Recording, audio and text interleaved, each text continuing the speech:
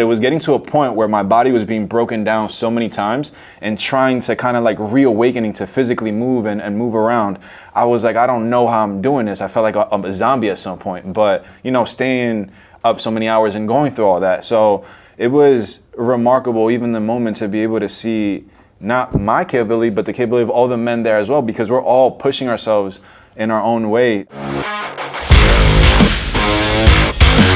Hey, what's up? I'm Steve Eckert, United States Marine and instructor of the project. This is another episode of the MDK Show, the Modern Day Night Project Show.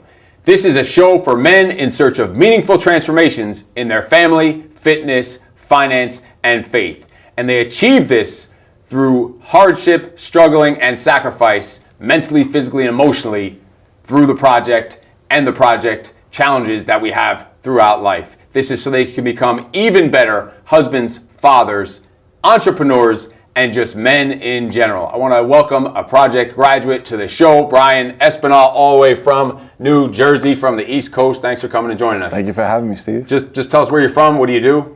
So I'm from Teaneck, New Jersey. I'm a tattoo artist based out there. And yeah, I've been spending my time working, focusing on creativity and art.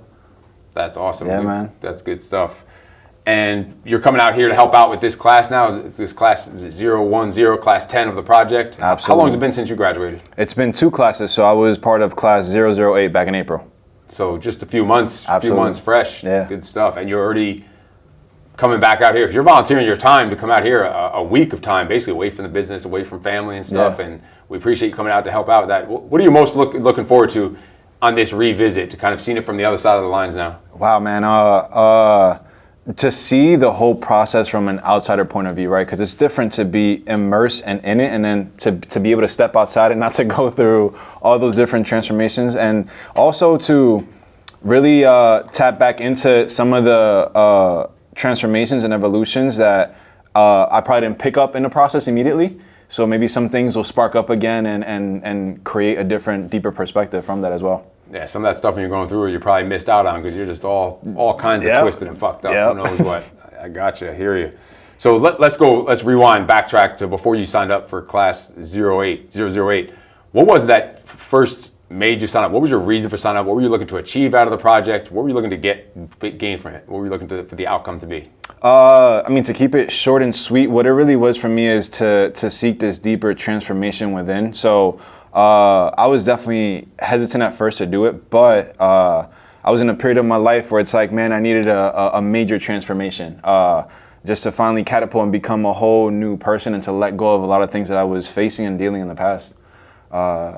So the way I came about the project too, in a way, was extremely random, and it was just positioned in my path, and I hesitated because I was like, man, is this something I really want to do, But no regrets, man. That's something that really has impacted my life in many different ways.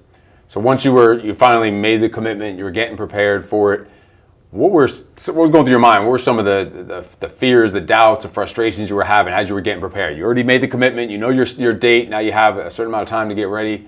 What was that process like? Man, so some of the fears that I had, will I be physically ready, right? I wasn't really in shape. Physically, wasn't in the gym. I had just accepted a challenge doing a 5K with another brother, Andy Foe.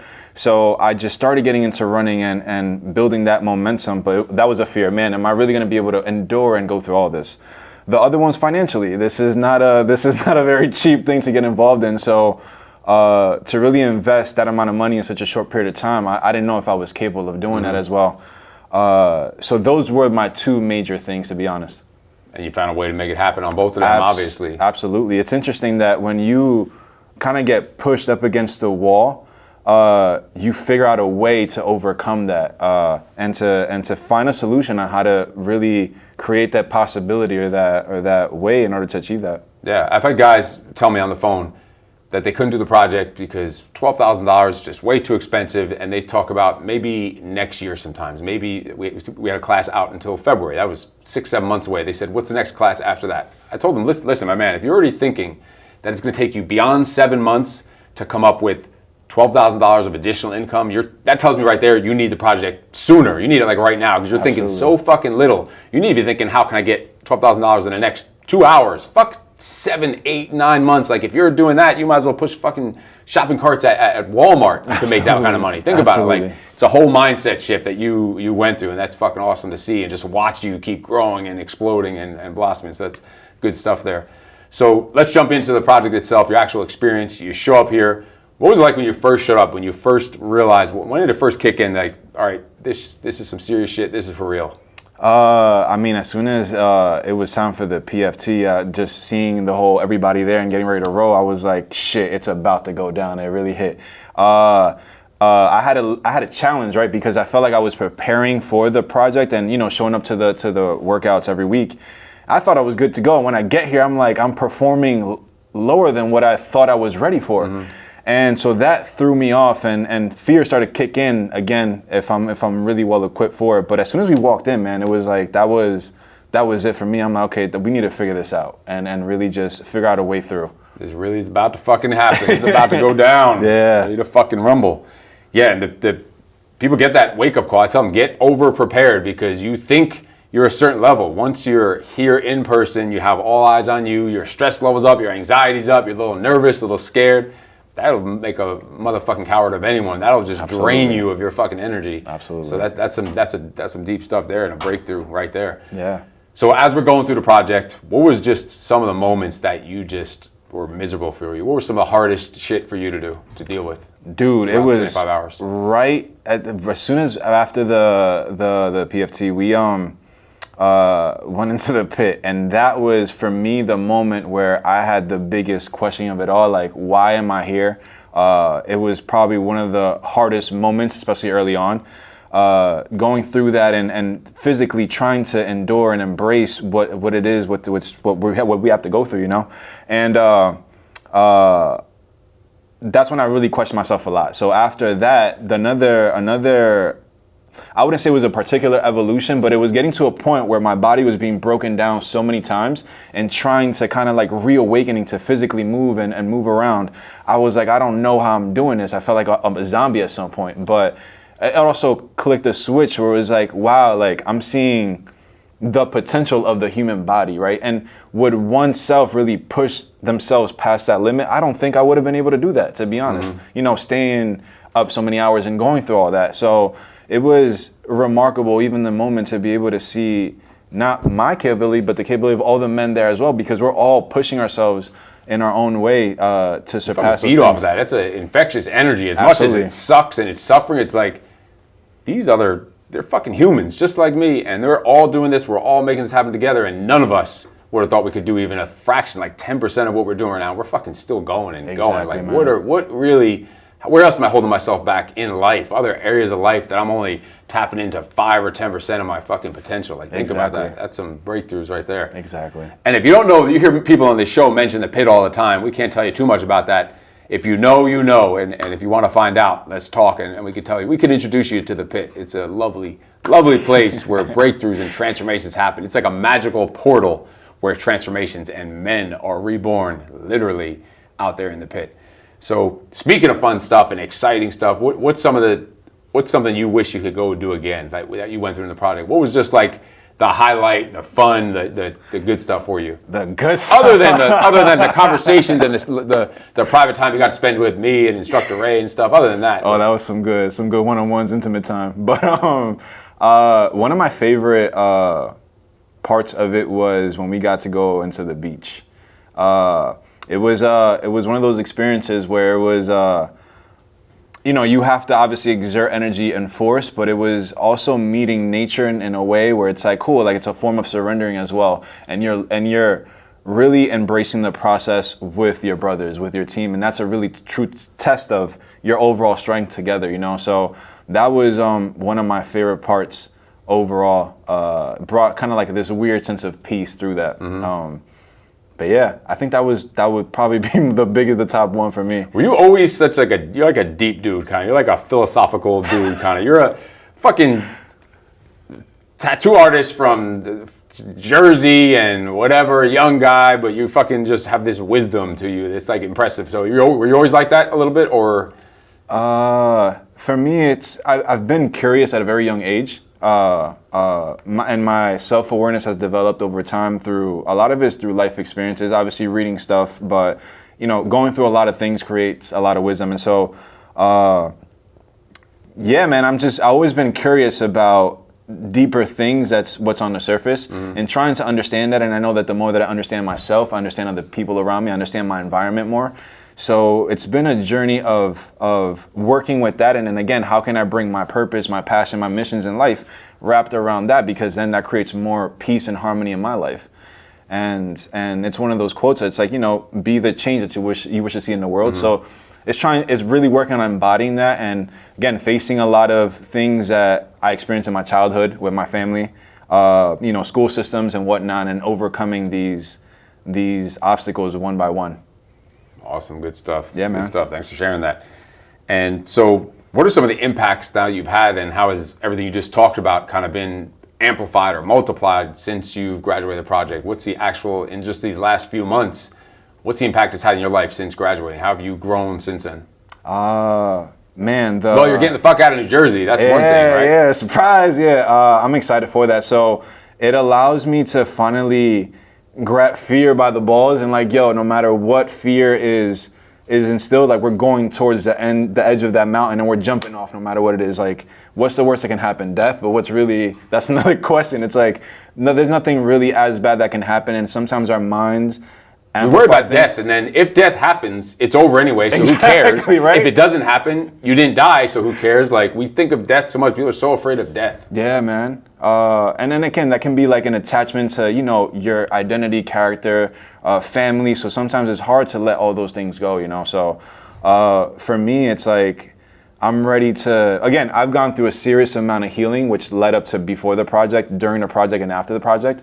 And now I'm in a space where, after facing these things, I can take bigger leaps where I can focus on creating, again, better experiences, not only for myself, but other people around me. So now I can add value, Before I felt like I was in that space.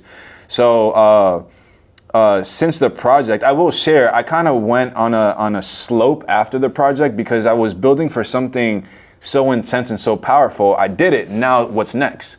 And so I kind of was trying to figure out what are my next steps, but it didn't take me too long. I didn't dwell on that for too long, and I did a longer run. So I ran an ultra marathon for the first time with Andy Foe. Holy shit! That was quite an experience, and then I joined the Battle Ready program as well that Byron and Aaron put out. So just finding myself in different physical challenges, and that's allowed me to stay grounded mentally, physically, spiritually, and again, I can move better and make better decisions moving forward with that. So luckily after that, it's like, cool, like now I'm ready to move to Austin and start a whole brand new chapter, leaving Jersey for the first time. Again, separating from my family, very close to my family. So these things are not easy, but once you are more grounded in who you are and what you're capable of, you become more stronger making those decisions. Awesome. So let's go back to that dip you said you had right after graduation, after the project. Yeah. Because it's like you're here, you're performing at such a high level, such attention to detail. And now, wait a minute, now I'm back into the real world where everyone else around me isn't doing that, and they're not thinking, like, what the fuck do I do now? Like, what was that? Can you tell me more about that? Like, what was that like? Yeah, man. I mean, I remember the following day I came back. My physical body is super sore, going through a lot of different experiences. And I've been consistent and disciplined doing 5K, so I got to get back and do a 5K, even no matter how my body feels. But it wasn't enough. And again, you're around energy in a group of people that are ambitions, that are pushing, that create this environment for you. Just say you miss me. Just say you miss me. That's all. I don't know about that. That's what I'm kind of getting at. But you're not feeling like what I'm trying to feed you. Just say it. Just say it. Oh man, so it's not the same. You can only survive for so long being a lone wolf. So you do need a pack. I think in order to excel and to be much, much better. So. I was having a hard time establishing that, and also, just still digesting everything that we went through. It was a lot, man, in a short period of time. So it took me a while to really go back and rebuild my foundations the way that I want to after embracing such an experience. And that's the time to lean on the brotherhood too, right? Because there's Absolutely. other guys going through the same thing at the same time as you are, that you just graduated, but also previous graduates that could help you through that stuff. Like having that type of support system and camaraderie has to be huge. Have you Have you had much interaction with the graduates? Absolutely, yeah. And I was even talking to one of the guys here today, Ken Burke. It's amazing how so many different age group of men, right? Doesn't matter where you come from, doesn't matter how old you are. You can be 57 years old, you can be my age, 29, and it's like this kind of creates a glue where you can connect and foster a deeper connection. Talk about this experience, but also our different paths of life and walks of life that kind of unifies us together. So I think it's a very beautiful thing to be able to have that, for sure. That's awesome. So let's talk about this group coming in tomorrow, this group of men that you're coming here to help out with behind the scenes. What are a couple of pieces of advice you'd give them to make it through the project? But that same advice probably could be good for any man just making it through just the daily struggle of life. What would be some of those points you'd help those men out with?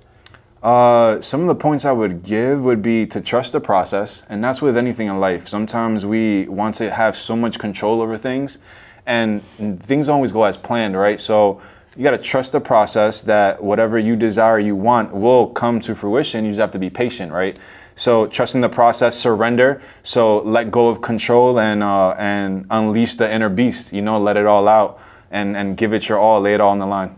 Awesome. So you can't control what's going to happen in the world and around you, but you can control how you approach it, how you attack it, how you think about it, how you perceive it, how you respond to it. That's good stuff right there. So thanks for joining us on this show. This is Brian Espinal, graduate of the project. If you'd like to hear more about the project, just leave a comment down below. Make sure you like and subscribe to this channel. We can jump on the phone and have an interview call to see if you are a good fit to join Brian and the other savages in the MDK Modern Day Night Brotherhood. I will talk to you next time. In case no one told you yet today, you are fucking awesome. No excuses.